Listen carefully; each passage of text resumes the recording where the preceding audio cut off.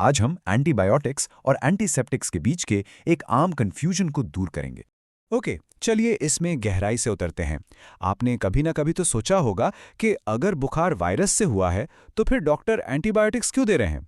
ये एक बहुत बड़ा सवाल है जिसका जवाब आज हम ढूंढ लेंगे। चलिए शुरुआत करते हैं एंटीबायोटिक्स से। आमतौर पर हम सब यही सोचते हैं कि ये बस एक ऐसी दवा है जो जर्म्स या माइक्रोब्स को मार देती है। सिंपल है ना? पर क्या ये पूरी कहानी है? यहाँ एक बहुत ही दिलचस्प बात है। देखिए, एंटीबायोटिक्स आमतौर पर माइक्रोब्स को मारते नहीं हैं, वो उनकी ग्रोथ को इनहिबिट करते हैं, यानी उनके बढ़ने की रफ्तार पर ब्रेक लगा देते हैं। और मज़ेदार बात यह है कि एक एंटीबायोटिक खुद एक माइक्रो ऑर्गेनिज्म से बनता है ताकि वो दूसरे माइक्रो ऑर्गेनिजम्स को बढ़ने से रोक सके। तो फिर अगर एंटीबायोटिक्स मारते नहीं, सिर्फ उन्हें रोकते हैं, तो उन्हें ख़त्म कौन करता है? यही है सबसे ज़रूरी अंतर जो हमें समझना है। तो सवाल अब यह है कि अगर एंटीबायोटिक्स सिर्फ ग्रोथ को पॉज करते हैं तो माइक्रोब्स को असल में ख़त्म कौन करता है? ऐसा क्या है जो उन्हें सीधे मार देता है? और इसका जवाब है एंटीसेप्टिक्स। एंटीसेप्टिक्स ऐसे केमिकल सब्सटेंसेस होते हैं जो माइक्रोब्स के कांटेक्ट में आते ही उन्हें मार देते हैं। बिल्कुल डायरेक्ट एक्शन, कोई रोक टोक नहीं। तो इसको आसान भाषा में समझे तो एक तरफ है एंटीबायोटिक्स जिनका काम है ग्रोथ रोकना, ये माइक्रो ऑर्गेनिजम्स से बनते हैं और हमारे शरीर के अंदर काम करते हैं। दूसरी तरफ है एंटीसेप्टिक्स जो सीधे मार देते हैं, ये केमिकल होते हैं और स्किन जैसी बाहरी सतह पर इस्तेमाल किए जाते हैं। चलिए, अब जब हम ये बेसिक फर्क समझ गए हैं तो अपने उस पहले वाले बड़े सवाल पर वापस आते हैं।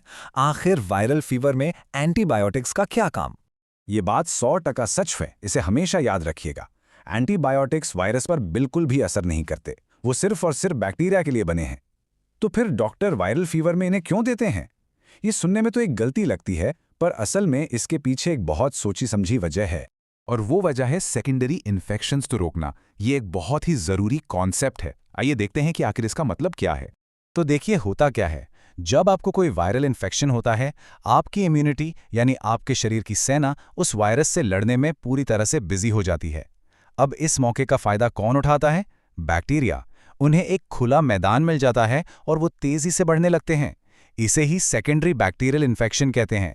बस यहीं पर एंटीबायोटिक एक शील्ड की तरह काम करता है जो इस बैक्टीरियल ग्रोथ को शुरू होने से पहले ही रोक देता है।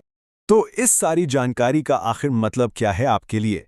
ये सिर्फ साइंस की बात नहीं है, इसका सीधा असर आपकी सेहत पर पड़ता है। चलिए आखिर में मुख्य बातों को एक साथ जोड़ते हैं। हमेशा याद रखें, एंटीबायोटिक्स बैक्टीरिया की ग्रोथ को रोकते हैं, उन्हें मारते नहीं। मारता कौन है? एंटीसेप्टिक्स। और वायरल फीवर में एंटीबायोटिक इसलिए दी जाती है ताकि सेकेंडरी बैक्टीरियल इन्फेक्शन से बचा जा सके, क्योंकि उस वक्त आपकी इम्यूनिटी वायरस से लड़ने में व्यस्त होती है। अब जब आप इन दोनों के बीच का ये इंपॉर्टेंट फर्क जानते हैं तो सोचिए, हम दवाइयों का इस्तेमाल, खासकर एंटीबायोटिक्स का, और ज़्यादा समझदारी से कैसे कर सकते हैं? इस पर ज़रूर विचार करिएगा। हमारे साथ जुड़ने के लिए धन्यवाद।